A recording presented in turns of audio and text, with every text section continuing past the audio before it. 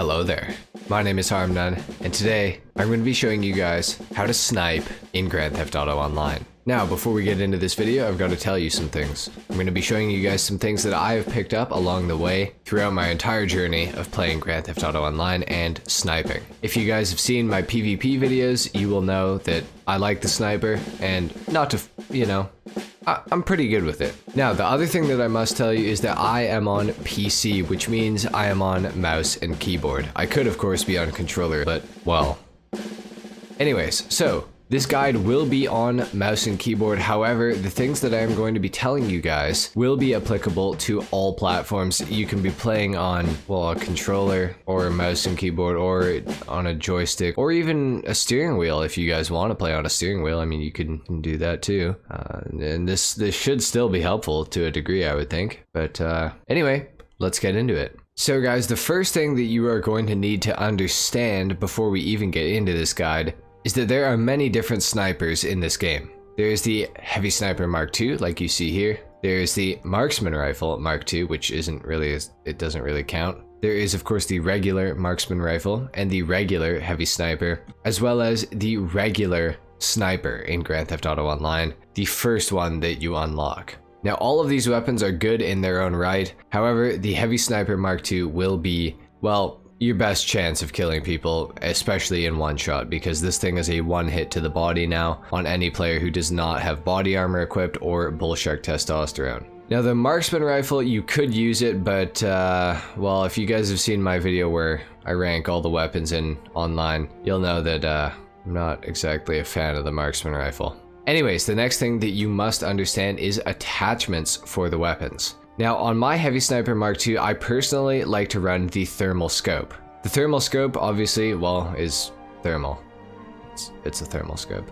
So this will allow you to see enemies very, very easily. As you guys can see, well, this security guard shows up pretty brightly with the thermal scope. Now, I've had a lot of people ask me why I don't use the advanced scope and use the thermal goggles on my helmet instead. And really the reason is that, well, using the thermal goggles is annoying. And I don't know, it's just kind of annoying. And also I can't really remember what the keybind is. Anyways, so I use the thermal scope so that I don't have to deal with this. The thermal scope can be activated on keyboard by pressing E, which is very, very easy to switch. There's no messing around. I don't have to hold F11 for like, a few seconds to turn these on, and then they don't actually even do anything. So, that's why I use the thermal scope. So I would of course recommend that if you have the Heavy Sniper Mark II that you try out the advanced scope. And then, if you have the thermal scope unlocked via the bunker, I would recommend trying that as well. I personally like the thermal scope. I have no plans on switching or changing it.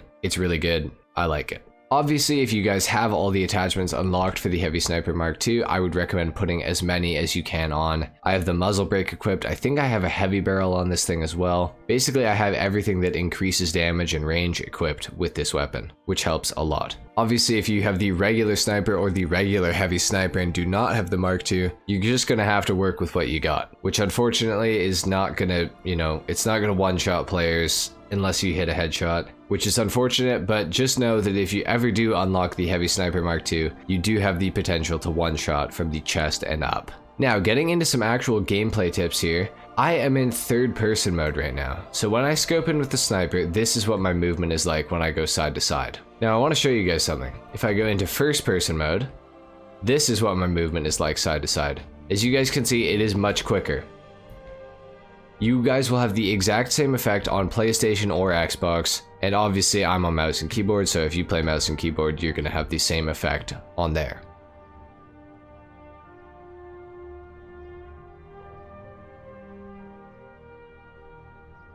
First person mode is much faster. You have much better control over your player, which allows you to aim and track a lot better, which I personally like a lot. See, I can track the security guard very, very easily, but if I switch into third person, I'm just a lot slower. I can still track him pretty well, but I'm a lot slower.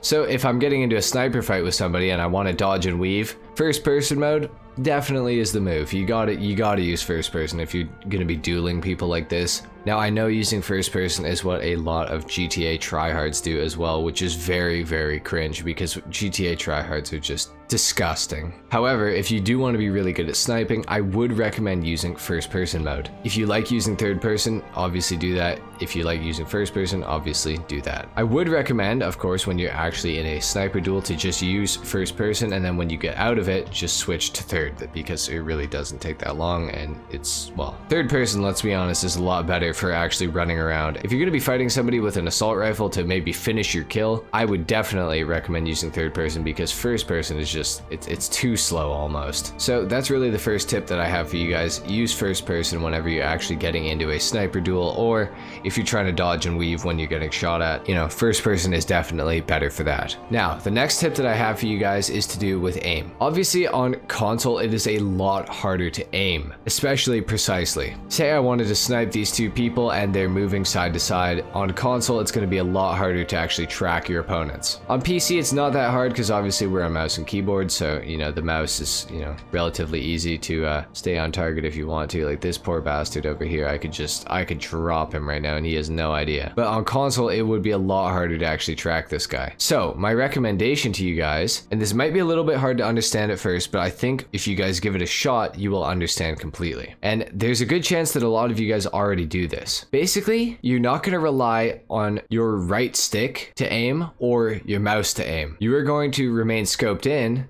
and you are going to aim by moving side to side. Say I want to snipe these two guys that are right here, okay? Instead of putting my mouse over here and like accidentally, you know, I adjust too far or something like that and then I have to bring it back and then I miss again, you know? What I do?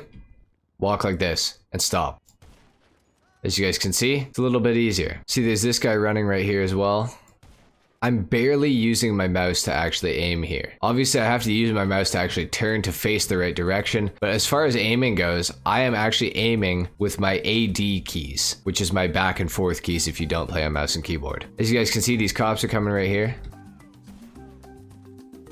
I'm not aiming with my mouse. I'm simply going side to side. Now, this might be a little bit harder to replicate on console than it is on PC.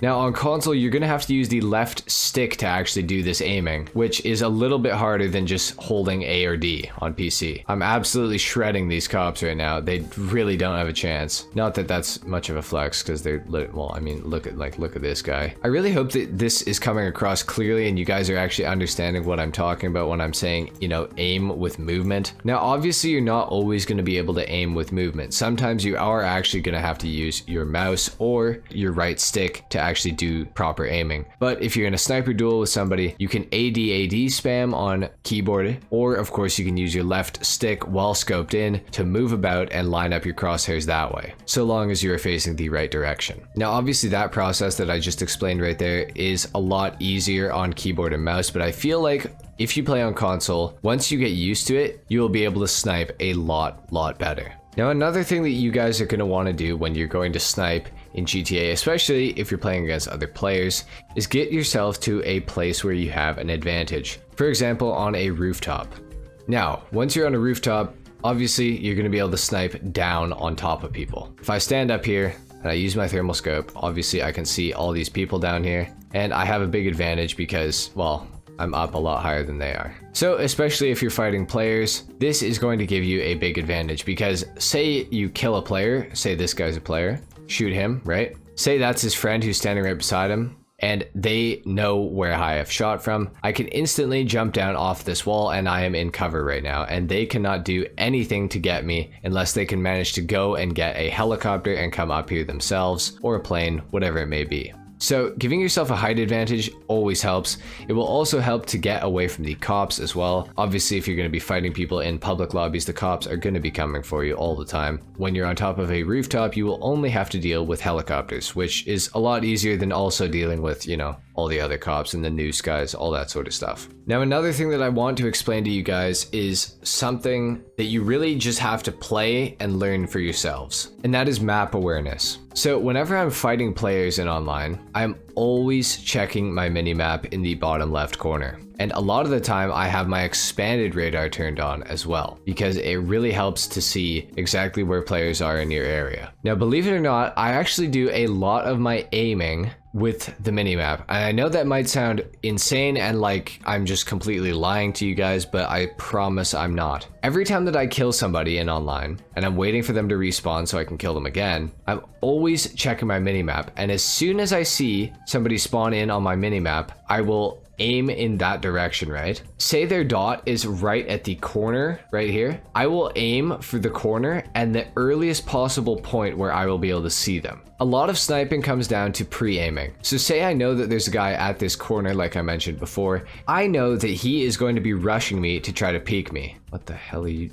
Okay. Like I was saying, say there's a guy over at this corner. I am always going to be pre-aiming exactly where they are going to be coming from. So right here, for example, if he is coming around to the right of this corner, there are only two ways that he can get to me. He's either going to peek me right here, or he's going to come around back here and peek me over here. Of course, he could jump up on top of this barrier here and get a dirty little peek on me through the gardens. Let's be honest though, a lot of GTA's population is not smart enough to actually try something out of the ordinary. So about 99% of the time, I can easily predict exactly where the other person is going to peek from. And a lot of the time, I can actually almost pre-fire them because I'm paying so much attention to them on my minimap that I know when they're about to step around the corner. I'm going to try to explain this as best as I can. The corner of this building on the minimap is technically right here. You can see it because I'm standing right underneath the corner, right? And if you look on the minimap, I'm right at the corner. So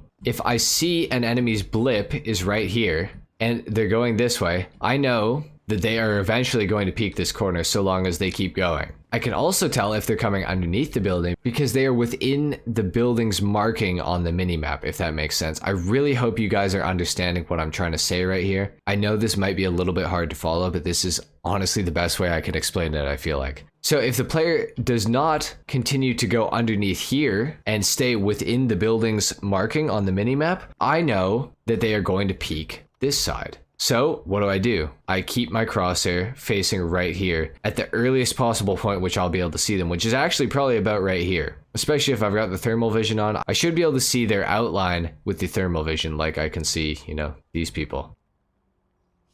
So see, I would be able to see this person coming, and of course I can hit them as well. And if they don't come towards this side and they stay within the shadow of the building right here, or the marking of the building, I know that they're going to peek me right here, and this is going to be the earliest point which I'm going to see them. I might be able to see them through, you know, the grass and stuff like that, but I'm probably not going to waste a shot because if I shoot, there's like a good second in between when I can shoot again, which is exactly enough time for them to peek me and maybe get a shot off. So guys, a big part of this whole thing is paying attention to your minimap and being able to predict when an enemy is going to peek you. Now really the last tip that I have for you guys is exclusive to the Heavy Sniper Mark II, and that is ammo choice, or technically the Marksman Rifle Mark II because it has ammo choice as well. There are several different ammo types that you can equip the Heavy Sniper Mark II with. However, this thing will one-shot from the chest and up now, regardless of ammo type. So I was going to say with incendiary rounds or with armor-piercing rounds or with explosive rounds,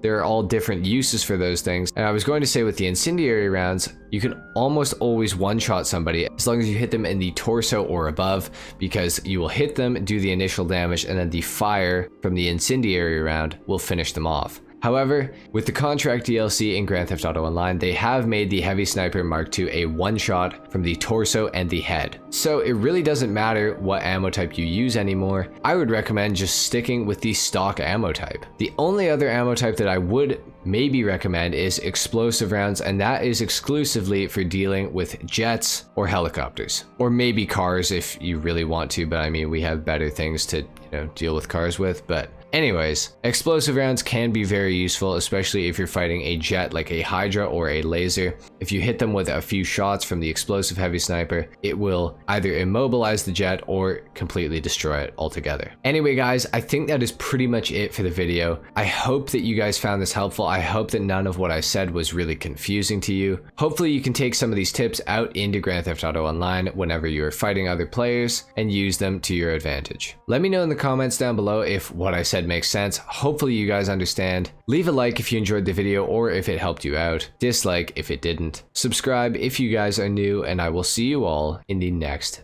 video. Until then, take care. Peace.